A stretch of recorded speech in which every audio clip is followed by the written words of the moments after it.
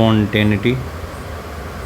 The first law of thermodynamics tells us about the relationship between the heat absorbed and the work performed on or by a system. It puts no restriction on the direction of heat flow. However, the flow of heat is unidirectional from high temperature to low temperature.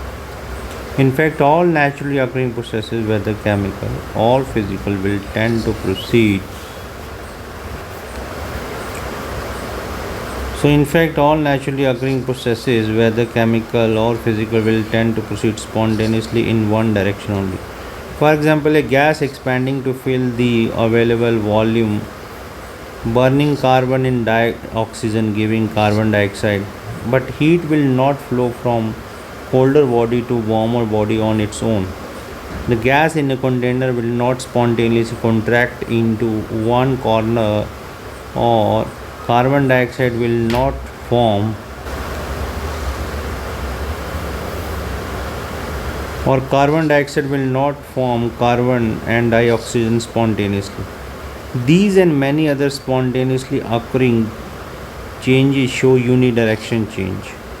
We may ask, what is driving force of spontaneously occurring changes? What determines the direction of a spontaneous change? So in this section we shall establish some criterion for these processes, whether these will take place or not. So spontaneity means हम ये कह रहे हैं कि जैसे carbon plus oxygen मिलके CO2 बनता है, राइट, और ये जो गैस है जैसे CO2 है, ये ऐसा नहीं है कि ये टूट जाएगी और कार्बन और ऑक्सीजन बन जाएगा, राइट। अब जैसे गैस क्या करती है, एक्सपैंड करती है, तो हम ये नहीं कहते कि वो क्या कर जाएगी, कॉन्ट्रैक्ट कर जाएगी। तो क्या होता है, एक ही डायरेक्शन में। तो कौन सी ऐसी फोर्स है जो एक ही डायरेक्शन में जो है रिएक्शन प्रोसीड करता है? Let us first understand what do we mean by spontaneous reaction or change.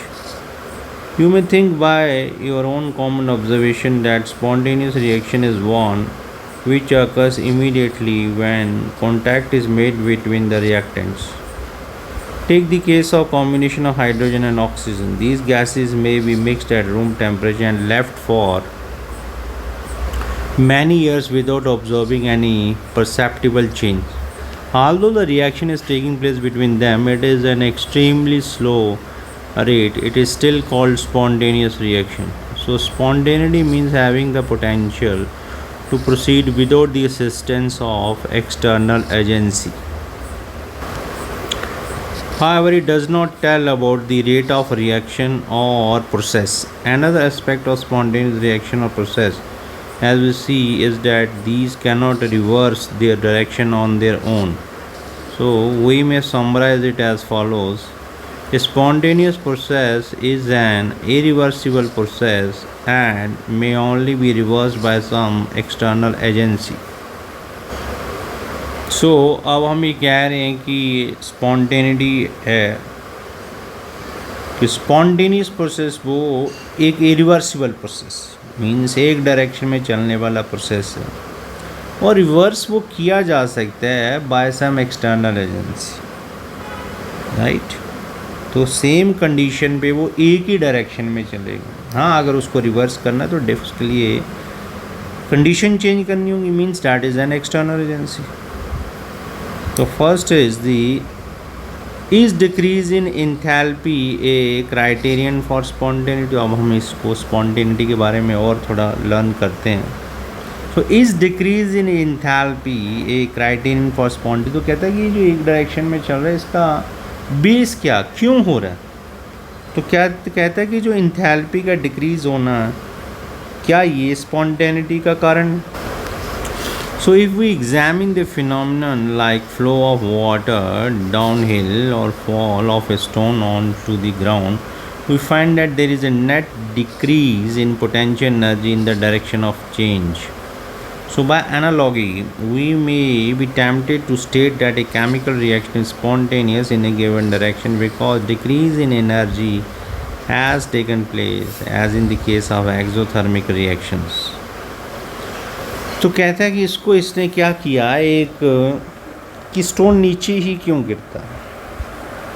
तो इस एनालॉजी मतलब इसने कंपेयर किया कि रिएक्शन भी कुछ ऐसे ही होता है कि पत्थर ऊपर क्यों, क्योंकि ऊपर जाएगा तो क्या होगा, उसकी एनर्जी बढ़ेगी भाई, नीचे आ गया उसकी एनर्जी ख़त्म होगी, जो पोटेंशियल एनर्जी थी वो काइनेटिक एनर्जी में, और जैसे ग्राउंड पे बढ़ा उसकी एनर्जी ख़त्म होगी।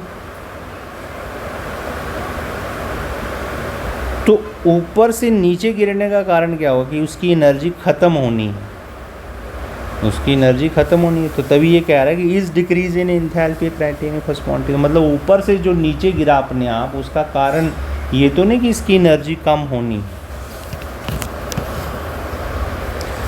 सो एग्ज़ाम्पल देखें। सो नाइट्रोजन प्लस हाइड्रोजन हमें अमोनिया देता और इसकी एक्सोथर्मिक रिएक्शन है ये फॉर 1 मोल -46.1 किलो जूल पर मोल। दूसरा कह रहा है कि hydrogen plus chlorine gives you HCl और इसकी एनर्जी जो है -92.32 किलो जूल पर मोल है, एंथैल्पी ऑफ रिएक्शन। हालांकि हम इसको एंथैल्पी ऑफ फॉर्मेशन भी बोल सकते हैं क्योंकि 1 मोल बन रहा है और एलिमेंट से बन रही। So hydrogen plus oxygen gives you H2O। सो ये एंथैल्पी ऑफ रिएक्शन भी और एंथैल्पी ऑफ फॉर्मेशन भी है, बिकॉज जो रिएक्टेंट हैं वो एलिमेंट भी हैं और जो प्रोडक्ट है वो 1 मोल बन रहा है। Now the decrease in enthalpy is passing from reactant to products may be shown for any exothermic reaction on an enthalpy diagram as shown in the figure. Thus the postulate that driving force for a chemical reaction may be due to decrease in energy sounds reasonable as the basis of evidence so far. So कह रहा है कि ये कि जो postulate that the driving force for chemical reaction may be due to कि एक reaction क्यों प्रोसीड करता है, क्योंकि उसको एनर्जी जो है लो करनी होती। तो जैसे हमने बोला कि भाई ऊपर अगर रखा है तो नीचे गिर रहा है, क्योंकि ऊपर जाएगा तो और उसमें एनर्जी चाहिए। रॉकेट है तो भाई एनर्जी है तो ऊपर उड़ रहा है, तो अगर कोई चीज़ नीचे गिर रही है उसकी एनर्जी क्या होगी, लो हो रही, तो नीचे स्पॉन्टेनियसली अपने आप। रॉकेट तो एक्सटर्नल एजेंसी से चल रहा है, ये अपने आप नीचे गिर रहा है, तो कहने का मतलब इसकी एनर्जी क्या हो रही है, लो हो रही है, एनर्जी डिक्रीज हो रही है, और यही एक एविडेंस है। तो हम रिएक्शन को भी ऐसे ही मान के चलें। No let us examine the following reaction. Nitrogen plus oxygen gives you NO2, और ये क्या है, ये +30